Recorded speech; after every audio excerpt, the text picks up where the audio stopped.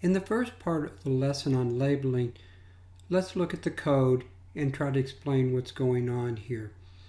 In the file, we start with some abbreviations, but most people wouldn't understand what those abbreviations mean.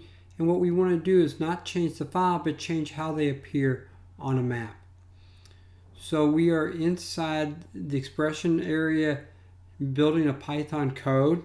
So you can see the code shown here on my screen. And the first thing we do is define a list variable, which is called RR. It's from the field name RR owner, which is who owns that segment of a railroad track. And what we want to do is go through every element inside the list in that field and see if it matches. And if it matches, we want to return a different name. If it doesn't match, we'll go to another statement and see if it matches that statement. And if that doesn't match, then it'll be one of the default railroads. So our first statement here, this if statement, is RR owner CN? So we have this variable called RR now. Is it CN? CN stands for Canadian National. And notice we then have the colon at the end so that we get this indent. If it's true, it's going to follow the indented path and go to this line, and it's going to return for us Canadian National. So therefore, every place there is a CN segment of rail line on our map, it won't be labeled as CN, but instead it's going to be labeled as Canadian National. But if that's not true, we're going to jump down here to the elif statement, and in the elif statement, we're going to see if it's PAL. PAL stands for Paducah and Louisville Railroad.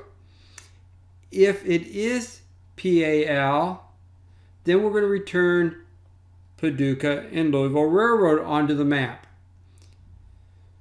So if the first condition is true, it would be Canadian National. If it's not true, we're going to see if it is PAL. If it is, it's going to be labeled as Paducah and Louisville. If it's not, it's going to drop down to the else statement here. And in the else statement here, it's going to label all the other railroads unknown. Now they are actually known, but this is just showing what we can do with a very simple set of if statements. And then finally, we're going to do a return. The first line and the last line were automatically written for us in the code. And so let's see what the results are.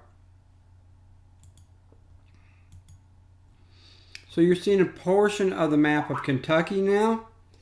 And you can see here, let me go to the edit mode. You can see there is a Paducah and Louisville there, and some other places where you see Paducah and Louisville. And over here, you can see there's a Canadian National.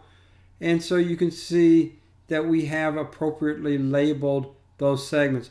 All other segments, notice, are labeled unknown. I'm just circling a few of them, but they're all labeled unknown. So it first looked to say, is it Canadian National?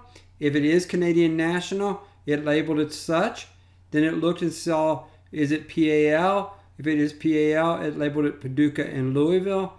And if it's any other railroad name, no matter what it was, it labeled it unknown if the first two conditions weren't met.